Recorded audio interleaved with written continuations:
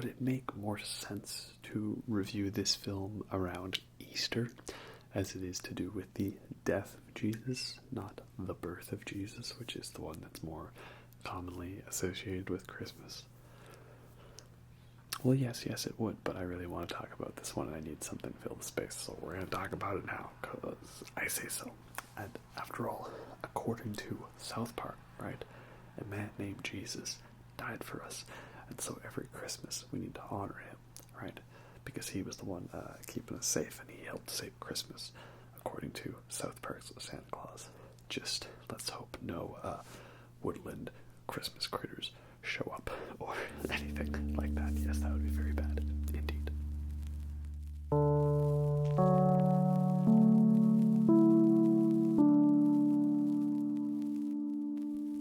Hello everyone, and welcome back to another wholesome, completely non-controversial ASMR Christmas beer themed video. We're going to be talking about a totally not edgy topic whatsoever. Right? It's going to be all fun and happiness, and no one's going to complain about anything. Right? So, today's beer is Barbed Wire Strawberry Rhubarb Sour. It's got barbed wire on it. Wow, that's actually kind of very accurate for what we're going to be talking about, and there's a bleeding heart. What do you know? Maybe I did plan this out all along.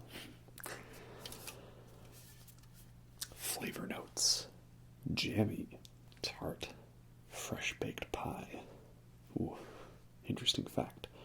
Rhubarb was used as a medicine/healing ointment in earlier centuries. A native plant of China, rhubarb was grown and traded for medicinal purposes as early as the 16th century. So this one's not as strong. It's only 4.5. Still probably stronger than your average American beer. And it's a rhubarb sour. So, I had a dry hopped sour earlier, right? And that one was like, like a thin, buzzy sour, right? But now we've got this one, so I'm expecting it to be like full on in your face, like fruit assault of sour and tanginess and tartness. So let's crack this cold one open and see what we've got.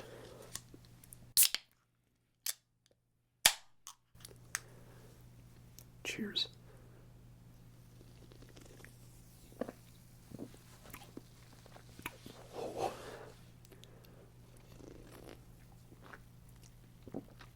Oh, yes, indeed. That is quite sour. I wonder if they threw a few sour keys in there, right? Yeah, it's not hoppy, it's not bitter, it's smooth, but it is quite sour. I'm trying to think, what's the most sour of sour beers I've had? There's one from Bomber Brewing. It is a passion fruit sour. For me personally, I think that one is like the pinnacle of sour beers, right?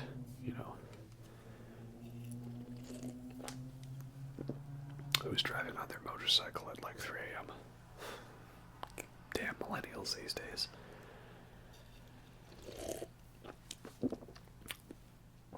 And I just got a little bit of sour down the back of my throat. I'll be fine, I promise. Ugh. So yeah, it's a real tasty piece, that's for sure. Again, you wouldn't think, like, sour beer is a thing, or fruity beer, let alone fruity, tangy, tarty baked pie sour beer, but yes, that's what this is. It's not as much of an alchemic concoction as the lemon meringue pie beer from Russell. That's the weirdest, craziest beer I've ever had, that's for sure, because how do you make a beer that tastes exactly like lemon meringue pie right down to the crust aftertaste? It says it's got lactobacillus, yeast, strawberry juice, rhubarb juice, sea salt all in there, some hops for good measure. I think if you really spruced this one up and you gave it that crust aftertaste, it could be like a strawberry rhubarb pie beer. That would be quite interesting indeed. So, on to the video of today's topic, which we talked about the second most controversial religious film last time. Well, now we're going to talk about what I think to be is number one most controversial religious film. And again, is it Christmas, really? Did these count as Christmas films? Well, if Christmas is about the celebration of Jesus' life, then I thought it was appropriate to have a film about the birth of Jesus and a film about the death of Jesus. And that's what this is, as this is the 1988 film, The Last Temptation of Christ, directed by Martin Scorsese. And it is a film that is quite very far removed from the style of his more well-known big hits like Goodfellas or Taxi Driver or The Wolf of Wall Street or anything like that. Martin Scorsese, he's an interesting director. I'd like to watch more of his films. I've seen like most of his big ones. Not all of them though, like I still haven't seen Gangs of New York or The Aviator or even The Departed. I don't think I've even seen that one. You know, he's got a pretty recognizable style, and most people think of him as the guy that directs gangsta movies with a bunch of New York people. You know, as far back as I can remember, I always wanted to be a gangsta. You know, one day, you know, some kids across the street carried home my mother's groceries. It was out of respect. Most people think of him as that type of director, but he's actually a lot more versatile in many different ways. Like, he's done a couple random horror movies here and there, like Shutter Island and the remake of Cape Fear. I've seen Shutter Island, that one's pretty good. Cape Fear, I haven't seen the original or the Martin Scorsese remake, but apparently Robert De Niro kills it in that film, as he always does. And then he's also got like some weirder dramas like After Hours. Apparently that's a pretty cool underrated movie. I still haven't seen that one. And then he's got a couple of random films where he goes very heavy on the religious themes. And one he had was about like, was it like a Chinese or Japanese emperor, Kudan? Right, that one came out in the 90s, and it was like partially marketed by Disney, and I think they kind of like buried it because they wanted to promote Mulan more or something like that. Like, also it was probably a Chinese related movie. I haven't seen that one. Apparently it's good, but it got like totally like buried in terms of marketability from the studio, which does really suck, you know. I mean, it's kind of funny as well, because I think the newest thing coming up was like films being dumped into Netflix, not to theaters when they were made for that, like Alex Garland's Annihilation. That one only got a theatrical release in like North America and China, I think, and a lot of other countries in the world. It was straight to Netflix, so I feel that one got heavily overlooked, unfortunately. The one that I thought was going to get less of an impact, but it actually didn't hamper it, thankfully, was Martin Scorsese's own The Irishman, which I have still not seen yet. You know, I need to find 3.5 hours to sit down and watch that epic film, right? Which I'm sure probably doesn't disappoint, and it is nice to see, you know, Joe Pesci coming out of retirement to give it a last good one. But what I want to know is how exactly is he funny? Am I funny looking like a clown? Do I amuse you? No. So Scorsese, he had Kudan, and he had another one that was also a very underrated one that not really many people saw. That was in 2016, and that was the film Silence, with Andrew Garfield, Adam Driver, Liam Neeson. Great cast in the film. That one is about kind of the how would I describe it? Like, it's in the 1600s, and basically, like, there's been the Jesuit priests and the missionaries spreading the good word of the Lord around the world, specifically to Japan. And Japan is kind of in the middle of this counterculture revelation where they're kind of rising back up of their own religion to sort of push back against the Christian influence. So it's kind of a film about, like, you know, the debate on the ethics of spreading faith of one religion to a difference of culture, because you have different cultures, they have different interpretations of the way things should be, and is it right to do that? And it's such a well-made film. It's really sad that that one got overlooked and not really recognized, because I do think that one of the Scorsese I've seen is one of his best ones and one of the most underrated ones I've seen. Like, it's a 3-hour film, goes by like it's nothing. It's not that violent, yet it feels pretty brutal of a film to watch because of the implication of what's going on. And it, like a really good movie, it really makes you think. Like, the whole idea is about, you know, should we be spreading the faith to another culture, or should we let them be? And, like, I won't spoil it for you, because y'all should definitely check out Silence if you like movies with a good sort of religious undertone, or that really help kind of, you know, give that good debate going on in a very tasteful way. And like it's a 3-hour movie, and like the first hour I was kind of thinking like, well, you know, I'm not Christian myself, I don't really agree with this, but like, you know, if some of these people, they want to practice their own faith that's different from, you know, the sort of commonly accepted faith, well, there's nothing really wrong with that. I don't see why these people are being oppressed in that way. That's not very right for them to do. And then, like, the second hour, I was kind of thinking to myself, like, oh, like, yeah, I totally get it. Like, you know, how dare these people come into this land that is not their own and try to, like, you know, indoctrinate the masses into their own cult-like views. Like, how dare they do that? That is wrong. They should not be doing this. And then in the last hour of the film, I was kind of like, well, shoot, I don't really know anymore. I'm kind of on the fence. And that's, I think, the genius of that movie.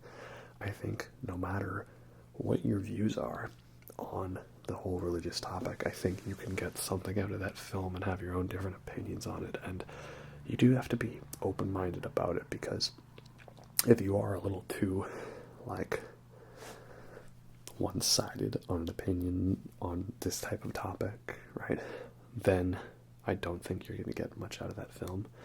Like, let's just say, like, that you're the most anti-religious person that there is. I think if you watch Silence, you're not going to really see, like, the views and the positives of the other side. You're going to kind of be a little too much own in your bubble.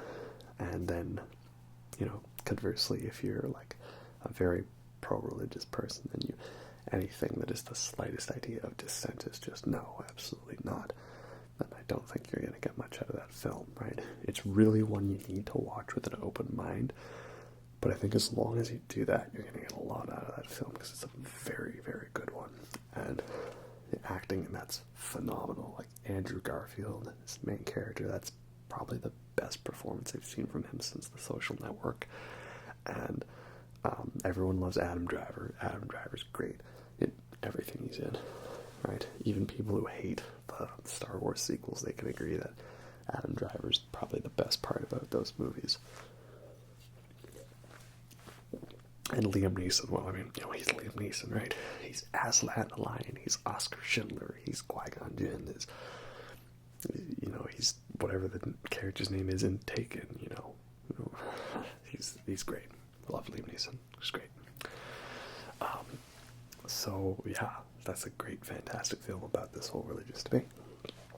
But I bring these up because this ties in to the main film of this topic, which I've spent about 14 or so minutes ranting about before we got to it, which is The Last Temptation of Christ. And this is kind of the first or so of like the real overt religious inspired films of Martin Scorsese, because I'm pretty sure he is Catholic, or at least like was brought up in Catholicism. And so this film, it's based off of a novel of the same title, I believe. Forget who the author is, but their name is in the opening text scroll at the beginning of the film. So it does have a disclaimer, like this is based off of this book, which is not directly based off the Gospels, so it is a bit of a fictitious element to it. Like some stuff has been exaggerated because this is a movie. It's Hollywood, it's a film, it's an adaptation, right? So if it's not 100% accurate, then that's just, well, how it is. And people, I think, have to kind of realize that. I see there's too many times where people get mad at films for not being 100% faithful or accurate to the source material, and like when it comes to true stories. And would it be nice if they could make interesting stories while being 100% accurate? Yes, but those are normally referred to as documentaries. Hence why the thing says based on a true story or inspired by a true story, right? So, like, obviously, Braveheart, Mel Gibson film, that one is not historically accurate, but I do really love that film. It's a really great film. And I talked, I think, about Anastasia previously, the Don Bluth 20th Century Fox animated film, which is now, I guess, officially a Disney movie, finally. That one's not historically accurate at all, and I still really enjoy that. And then there was the other one that's a little more recent that was kind of controversial, and that was the Bohemian Rhapsody movie, the Queen Freddie Mercury biopic, right?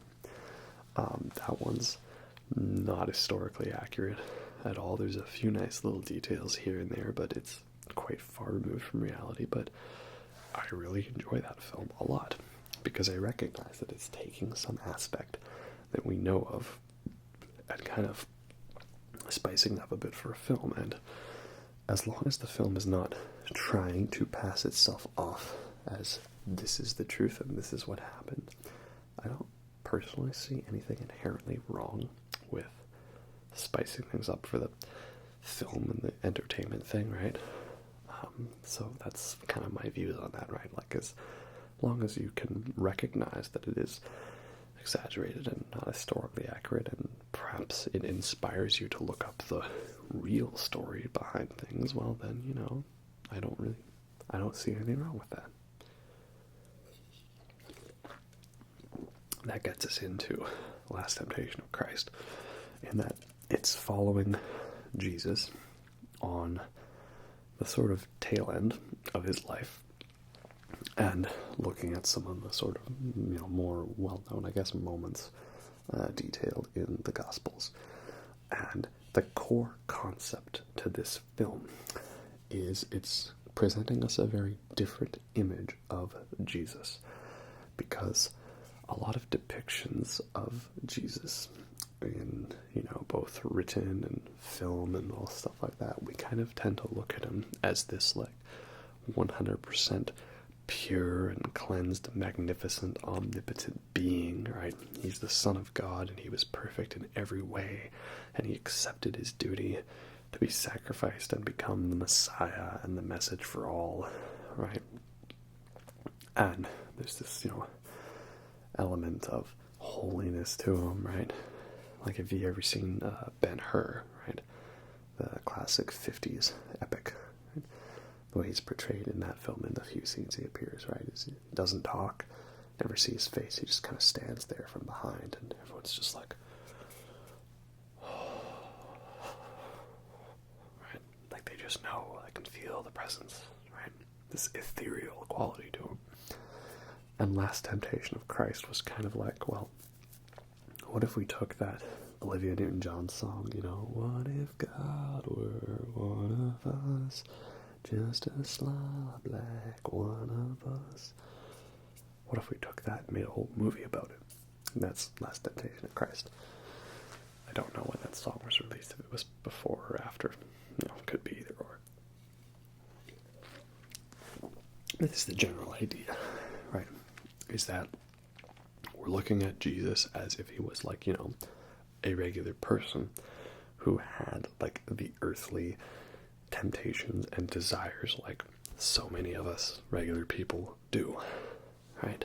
And that was kind of like the big controversial point about this film. Like, I'm pretty sure there were like people that like threw Molotovs at theaters that were showing it, and they drove a bus into it because they were just freaked out so much about the concept of this film. And that's crazy, man. So I hope no one tries to run a bus into my place or throw a Molotov at it. Crazy, man. Crazy. I know Cinefix, great YouTube channel, they had it at number 1 of their most controversial films of all time. And yeah, I agree with that. It makes sense, right? Such a controversial topic, religion. That's kind of the idea, like, what if Jesus, like, yeah, he was tempted by earthly desires, right? And he was a regular person who had doubt in his duty as the role of the Messiah.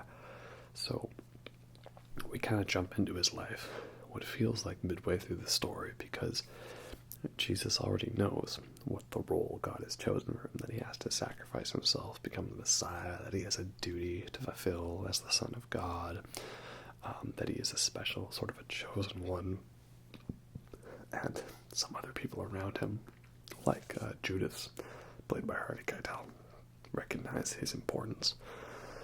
So we kind of jump into that in the middle, and he's conflicted about his role.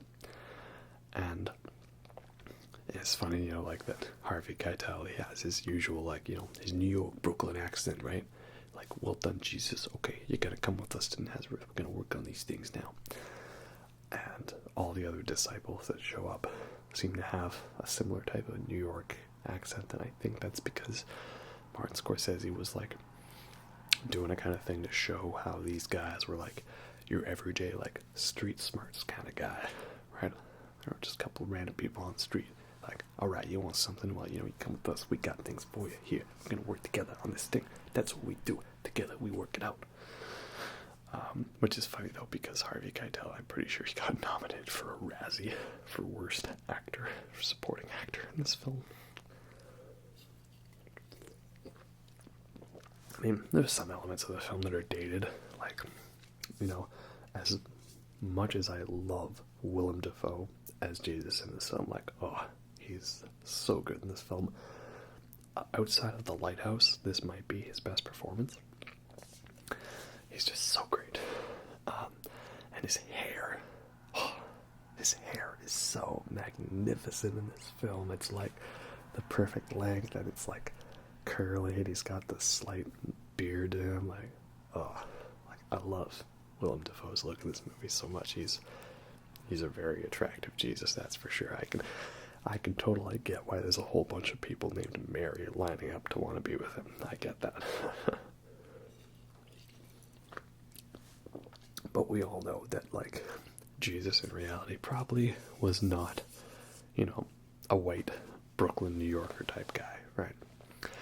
And I doubt that Judas was a New York ginger, right? Us gingers, we don't do too well in sunny environments, that's for sure. That's the kind of thing where the sun comes out and we take our shirts off at the beach and everyone else goes, the beacons are lit, Gondor calls for aid. So, just a small thing,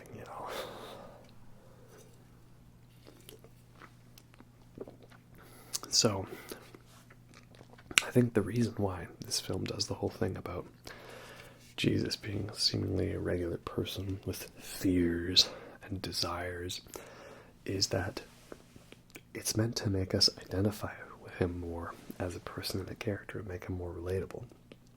He's not an omnipotent person. He's not an omnipotent, perfect being, right? He doesn't have all the right answers. He's uncertain about what he has to do. But ultimately, in the end, he makes those choices to fulfill his destiny. He chooses to do that because he ends up realizing that, yes, this is the right thing to do. So ultimately, all those other religious films and books and stuff, and the ones that portray him as the perfect person, right, the ultimate epitome of good, I find those have not nearly as much of an impact on me as this film does. I am not Christian, nor am I Catholic, but this film kind of really gets to me on a certain level because he chooses to go through with his destiny despite all of the other paths he could take in life. And I think that message is ultimately a more powerful one than simply saying, well, he did it because he had to. Right? He did it because he chose to, and he rejected all the other options because he found that it was the right thing that he had to do, even if it was not the most desirable outcome for himself. And that is the ultimate sacrifice. That's why I think this is a really, really good film, and why it has a very important message, and why it is kind of a travesty that so many kind of saw the surface level controversy to it and automatically assumed that they had to deny its existence or get overtly mad at it, thinking it was just some film to like, oh, let's stir up the controversy. It's nowhere near the intention of this film. Like, again, Martin Scorsese, he's Catholic, right? And this is him kind of musing on his own faith, similar to Kevin Smith in Dogma. Like, yeah, that film is kind of a religious parody in a way, but it's got a really good message at the heart of it. And Kevin Smith was raised Catholic, I'm pretty sure, maybe Roman Catholic. So it was him kind of, musing on a lot of ideas he had going around his head, and I think that's a good way to approach this type of film and this type of journey, right? Throughout the film, you get to see a lot of those, like, iconic moments you've probably heard about in scriptures or gospels or anything like that. Like, there's a moment kind of recreating that classic line that you may have heard, "Let he who is without sin cast the first stone." Right?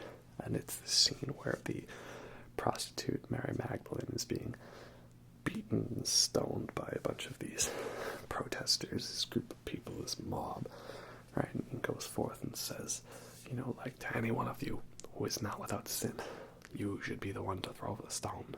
But you are afraid that God might paralyze your hand and strike you down if you try to throw that. So it doesn't directly say the line, "Let he who is without sin cast the first stone," but it does, reference that concept in the scene. The other great debate that kind of goes on throughout the film is this idea of God's love and God's wrath. Is God a loving God, or is he a wrathful God? Is he both? What path do we follow? Because initially, Jesus seems to suggest, I thought he was going to drill into my mind. He washed over me like a cool breeze. And I'm the farmer. I'm going to plant the seed, right? The seed is love. The seed that I shall plant in you. You shall all be blessed. Right? Oh, we've got to follow the path of love. But then later, after many encounters with Satan himself, trying to tempt Jesus, right? He appears as this snake, as Mary, like, look at me, say the word, and I'll be in my bed tonight. And there's a tree with apples that are blood, and the fire, and the lion. After all that, Jesus resists those temptations, follows the path of God, and concludes that, well, God also wants us to strike down against those who would oppose him, and we have to have kind of a revolution of sorts.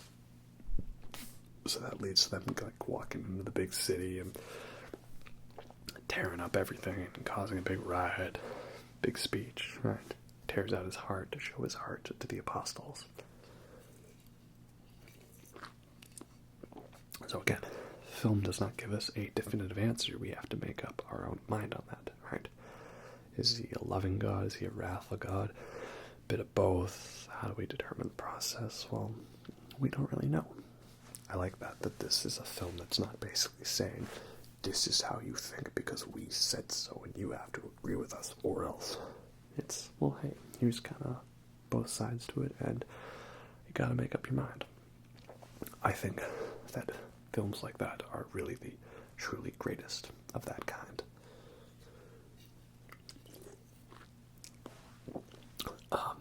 So, just remember though, I think no other film highlights this best than this film, that Jesus was a anarchist who wanted to abolish this capitalist market system, who wanted health care for all, and he loved the sick, and he healed the blind and the lepers and raised the dead, and he respected sex workers. So next time you think that Jesus is all about America and guns and God and government and everything like that, just remember that original Jesus was about anarchy, supporting sex workers, and providing health care and food for all.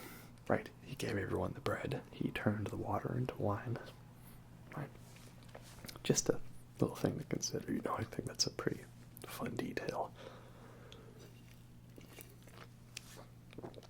Obviously, I'm kind of exaggerating it for comedic effect, but you get what I mean.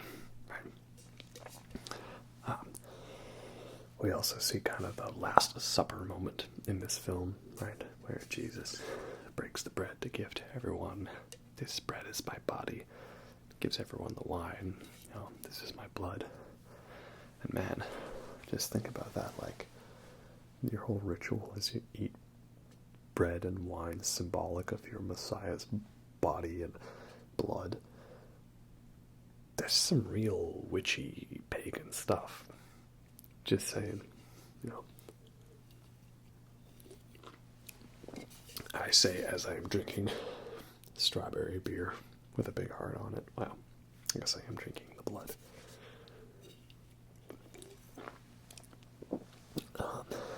Another great scene is that it's the idea of Judas as a character. So the general concept of the story is that Judas betrayed Jesus, sold Jesus out to the Romans for some silver, and that God cursed Judas, right, because he betrayed the Son of God. But what this film looks at is it's like, well, it was God's plan to have Jesus die, be sacrificed, right? So if that was part of God's plan, then wouldn't also Judas betray Jesus to give him to the Romans so he would eventually be sacrificed also be part of the plan? So why was Judas condemned for helping to fulfill the role so that Jesus could eventually go along the path to become the Messiah? So this film kind of looks at it as where we see Jesus, like, asks Judas, you need to betray me. This is something that you have to do. Jesus like, no, I cannot do that. That's wrong, Jesus. You can't let me do that. So again, kind of that debate on that, like, Judas had a role to fulfill. Why was he condemned for fulfilling the role that would allow the plan of God to progress, right? Maybe he wanted it to happen a different way, not that way, I'm not sure. Right? He is God. We don't know his plan, right?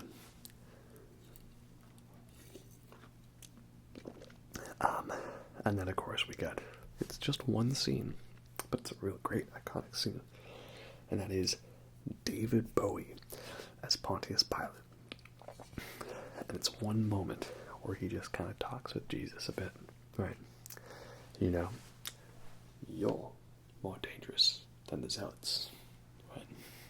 Jesus is like, he threw clay at the statue, and the statue crumbled. God is the one throwing the stone, and Rome is the one of the statue. Yes, I understand. And it's a small scene, very brief. People might probably overhype it because it's got David Bowie in it, but it is David Bowie. And it's just such a nice moment that kind of, like, again, makes you think, like, throughout the whole film we've seen Jesus' perspective on why he's doing what he feels he needs to do. But we also get this one little moment where we kind of see it from the perspective of the Roman leaders and how they feel these zealots are acting and what's going to be accomplished and how little might be accomplished. So again, it's a nice moment that I think, like, if you're going to do a story where you have a debate about something between characters, you need to make sure you properly represent both sides. If you only can muster the strength to have the most stereotypical arguments of the opposing side to easily strike them down, I don't think it comes off nearly as effective in conveying your message, because your message should be one of personal choice based on the viewer, not necessarily one of more propaganda, saying our way is the right way because we said so and your way is wrong because it is not our way and that is how it is. This leads into the scenes of Jesus being tortured, being given the crown of thorns, having to drag the crucifix through the streets. And it is a violent movie, that's for sure, but it's not nearly as grotesque or, torturous, gratuitous as Mel Gibson's Last Temptation, or not Last Temptation, The Passion of the Christ. I'm talking about Last Temptation, of course. That film, Passion of the Christ, I feel like there's a little too much guilt involved in that film. That, too much of it is just basically, look at the poor suffering this man is having for you. You should feel bad. How dare you not respect what he has done for you? There's a little too much guilt trip involved in it, I think. I think it goes a little overboard. Right? This film, Last Temptation, has just enough of that brutal violence and R-rated suffering to kind of make you see what's going on without being gratuitous, right? I think it's like the perfect balance of it. Last Temptation Last Temptation overall asks you to make a choice, whereas Passion of the Christ, I feel, is just ordering you to feel bad, and therefore you feeling bad should make you feel this way because we said so. I don't like films that do that, right? I like ones that offer you a choice, right? The other film that does a really bad job of presenting the other side is one of the worst films I've ever seen, and that's God's Not Dead. Such a bad film. It's just like a complete misrepresentation of so many arguments and debates, and it's not even a real debate between a Christian and an atheist, because the atheist in that film isn't an atheist, he's a Christian who's just mad at God because he lost his wife. It's not even a real debate. It's bad, very bad. And no, I actually did watch the whole film. I didn't just watch a review on YouTube and make my own conclusion. I watched it for myself, sat through the whole thing. It was a very bad experience. But we get to the crucifixion scene in Last Temptation. And this is the biggest, most controversial moment. The one that a lot of people probably talked about leading up to this film. And perhaps the one that sparked the most controversy, more so than the idea that Jesus wasn't the perfect be-all, know-all end to everything. And that is that while Jesus is on the cross, this beautiful little girl, who is an angel, appears and says, "You don't need to do this. If you want, you can come down off the cross. God is merciful. He loves you. You can come down off there and live your life as you meant it to be." Jesus, obviously, he's up there suffering, so he's just like, okay. So the angel takes Jesus off the cross, leads him away, and then we have a very, very elongated sequence, nearly half an hour of the film, which is already a pretty long film. It's well over 2.5 hours. It's a pretty slow-moving film. where we see Jesus, he gets it on with the prostitute Mary Magdalene, and she even becomes pregnant with a child. But she's taken away, she dies, and so then eventually he meets up with another Mary. There's like 3 Marys in this film. There's his mother, a prostitute, and this other woman who's related to Lazarus. There's too many Marys. Come on, couldn't the writers have thought of another name? That's a joke. I know it's based off of the actual story. And he raises a family with this woman, has a bunch of kids. And for some people, just that general concept of seeing Jesus portrayed as giving up his duty to die on the cross, to have a family with a whole bunch of people, have sex with a bunch of them, get his freak on, right? Reject his duty as the Messiah. That was enough to send people into fiery rage. But it is important to understand how this connects back all to the story, because eventually we see Jesus meets up with this character played by Harry Dean Stanton, R.I.P., and he originally was shown in the film as this sort of lowlife named Saul, who was the one who murdered Lazarus to try to, reduce Jesus' impact, because Jesus raised Lazarus from the dead, and then Saul murdered him. And then Saul's up there giving this big monologue about how he has now been reborn as Paul, right? And he saw Jesus die on the cross, but then 3 days later he was resurrected, the tomb was empty, and he performed all these miracles. And Jesus is there saying, "Look, no, that did not happen. I'm right here. Can't you see? You're lying. You're a liar. Why would you believe any of this stuff?" And Paul says it's all true, and that the people are waiting for the resurrection. And this is the most important part. Maybe not the best comparison, but I kind of liken it to the idea of Batman. Like, Batman, right? It's not just a person. He's an idea. He's a symbol. Or V from V for Vendetta, right? Ideas are bulletproof, right?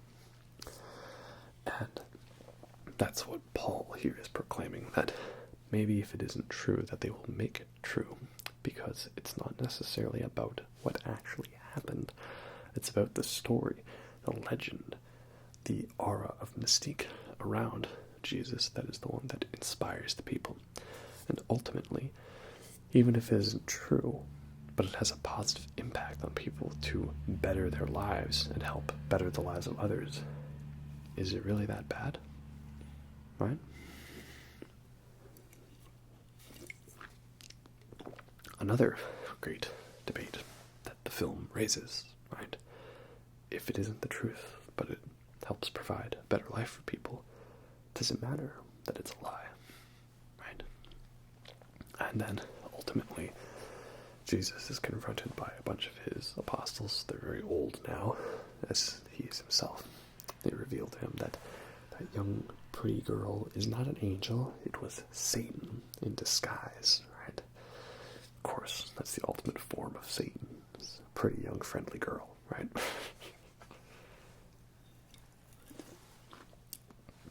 They told me the devil would be tempting.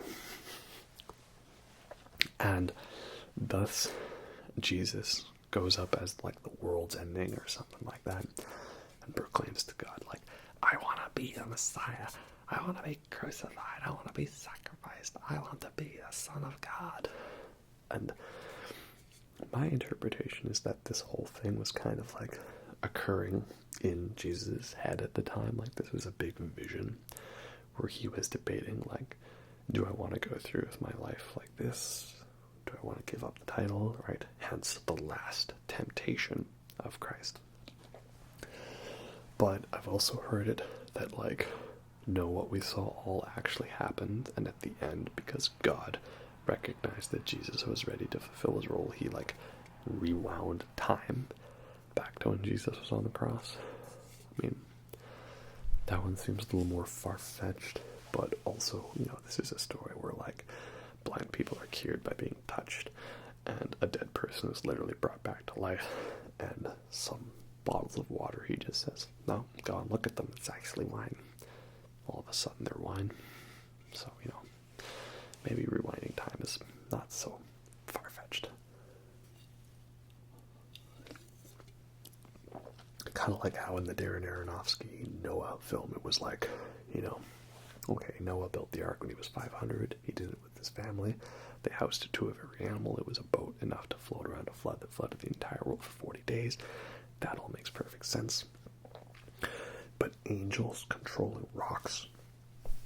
Too far? Nope. I can't deal with this. Now, come on, Master Chief. Let's get out of here. Alright. So then we go back to Jesus on the cross, and he accepts his role as the Messiah. He is about to die there, and he proclaims, "It is accomplished. It is accomplished." And he dies. And just another cool bit of trivia. The exact moment he dies, there was this error in, the film or the camera. And the film in the camera became exposed to the light. It caused the film to become warped and damaged and unusable right at the exact moment Jesus died. So, two things from that. One, is it divine intervention? And two, it's kind of all remind you at the end that at the end of it all, this was a film. It was a story, an adaptation, a tale of the Gospels, but it was not ever claiming to be the exact truth of what happened or the right way to look at these things. So that's how it is, right? It's a film. And, of course, I've neglected to mention the incredible, really unique, interesting score by Peter Gabriel, Sledgehammer. Now, Peter Gabriel did the score for this film.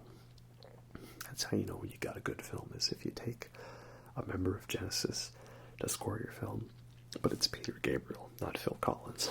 If it's Phil Collins, you wind up with Brother Bear. You also might end up with Tarzan, though. That's pretty good. But if it's Peter Gabriel, you wind up with Wall-E or Last Temptation of Christ. Just both great soundtracks.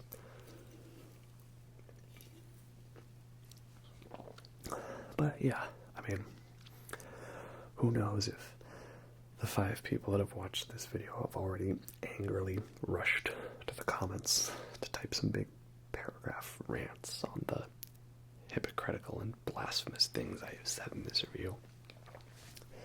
But if you did watch this far, again, the main message is that this film is a film that is not asking you to just do what they say. It's asking you to make up your own mind about the state of things. And it presents you with some moments, some evidence for either side.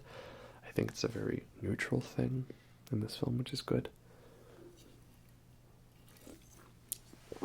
And ultimately, I think that the message is made stronger in this film because we see this person struggle with the fate that they've been bestowed upon, Like, Jesus is like, make it quick, God. Make it quick. I don't want to be crucified. I don't want to have to suffer for too much longer. And, I see a woman, I blush, I feel these temptations. But despite all that, all the adversity that Jesus has to overcome, he makes the right choice in the end, and he fulfills his role as the Messiah to herald the legacy in for all of eternity. Potentially, maybe. So yeah, I think that's ultimately the better message, and I'm glad that that's the one that this film stands by, right? It's not a propaganda film. It's not a Sunday school film. It's not, cheap or manipulative. It is just simply a story told, asking you to potentially empathize with the characters based on the things they experience. And yeah, I think that's what makes it a really great film and one of the best religious movies I've ever seen. The only other one that I can think of off the top of my head, well, there's two. The other two that I can think of are Tree of Life, Terrence Malick film. That one is very religious film, right? Between the way of nature and the way of grace. And then the other one is the 90s DreamWorks animated film, The Prince of Egypt, which has one of the most bone-chilling soundtracks of all time. Like, Deliver Us to the Promised Land, that song, and the scene where he parts the Red Sea. I don't think any film has done that as good as that movie. Right? Val Kilmer and Ray Fiennes, both so great in that film. It's the problem with that Exodus God and Kings film, the Ridley Scott film. Everyone was all up in arms about the casting and stuff in that film, and my thought was, well, I mean, it's not going to be as good as Prince of Egypt, so why bother, right? But yeah, a lot of great films, you know, and Last Temptation of Christ is another one. But does it count as a Christmas film? Because it's about the death of Jesus, not the birth. And it is a more exaggerated version of the story. I don't know. But basically, I thought Christmas was a nice time to talk about kind of two opposite sides of the spectrum. You got Life of Brian about the birth, and it's a parody and a spoof. And you've got Last Temptation, that's about the death, and it's more serious and asks the important questions, right? So, both sides of the debate presented for you, for your viewing pleasure. Well, that's all said and done. I guess we've only got one more day left and one more beer to go through. It's going to be over soon. It's kind of sad. It's been a fun time, you know. A lot of great Christmas movies. There are, that's for sure. Well, what, might you ask, is the last film to talk about? Well, basically, if anyone asks me what my favorite Christmas film is, it's the first answer.